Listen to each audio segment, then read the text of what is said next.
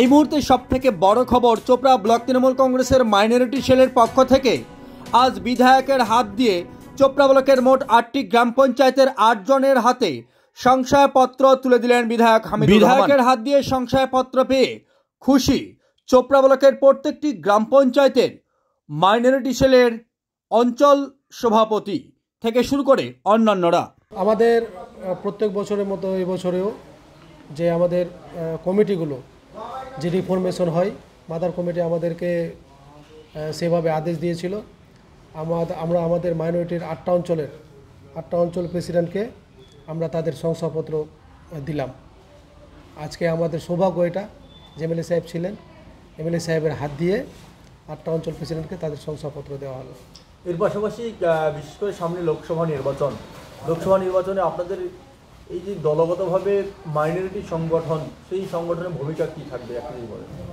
ভূমিকা চিরকালই ছিল, এবারেও থাকবে, খুব ভালো ভূমিকা থাকবে। আমরা সবাই ঐক্যবদ্ধ, শুধু মাইনরিটি নয়, মাইনরিটি আমাদের আপনারা মেজরিটি যাই আছি, আমাদের উদ্দেশ্য সবাইকে নিয়ে একসাথে উন্নয়নকে সামনে রেখে আমরা এই নির্বাচনটাকে পার করব।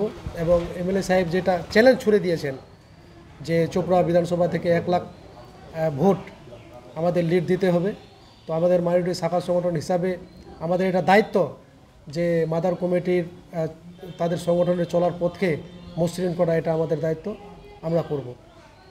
ব্রিগেড সমাবেশ নিয়ে কি বলবেন? ব্রিগেডে আমরা সবাই যাচ্ছি, 7 তারিখ থেকে শুরু হবে। আর এবার ব্যাপক হারে মাইনরিটির তরফ থেকে, বিশেষ করে চোপড়া ব্লক থেকে আমরা যাচ্ছি সবাই। আজকে আমাদের অঞ্চল প্রেসিডেন্টদের ব্যানার, কিছু ঝান্ডা প্রত্যেকটা অঞ্চল প্রেসিডেন্টকে দেওয়া হলো। এর পাশাপাশি আরেকটা বিষয়, জোট প্রসঙ্গ।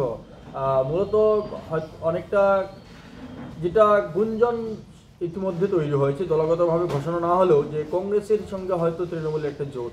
শুনেন, আমরা অত বড় নেতা নই, আমরা শাখা সংগঠন করি।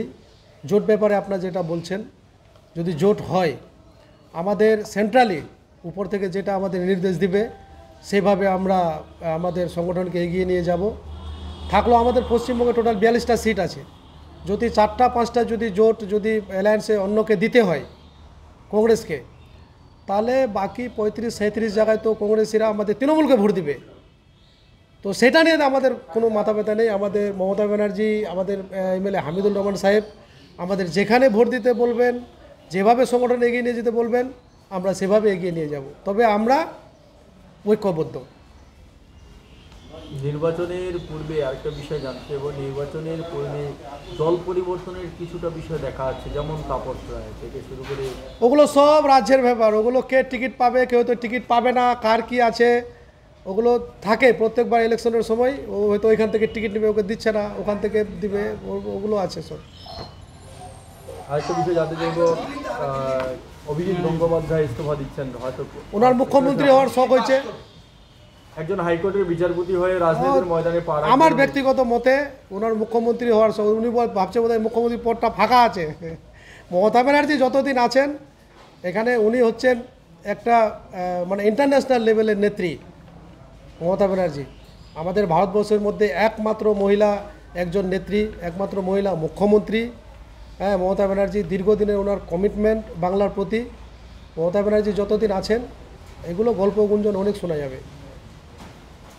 আপনাদের কি স্বপ্ন পূরণ হবে? যে আপনারা অনেকেই দাবি করছিলেন যে দিল্লির লালকেল্লায় পতাকা উত্তোলন করবে বাংলার নেত্রী মমতা বন্দ্যোপাধ্যায়। অবশ্যই 100%।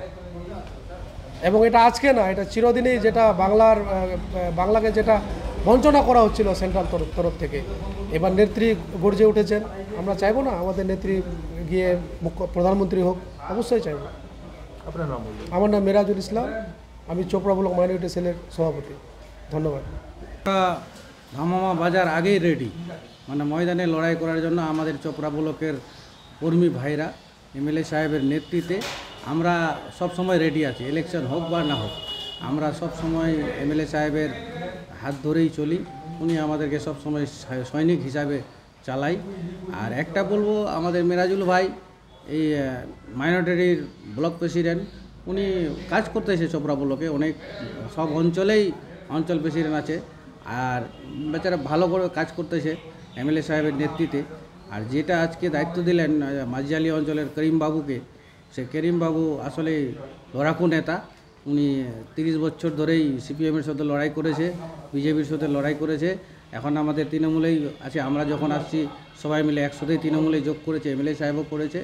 সেই লোকটাকে আমরা আজকে মাইনরিটিতে পেলাম, এটা আমি জেনে ভালো খুশি হলাম। আমাদের সংগঠন এগিয়ে চলবে।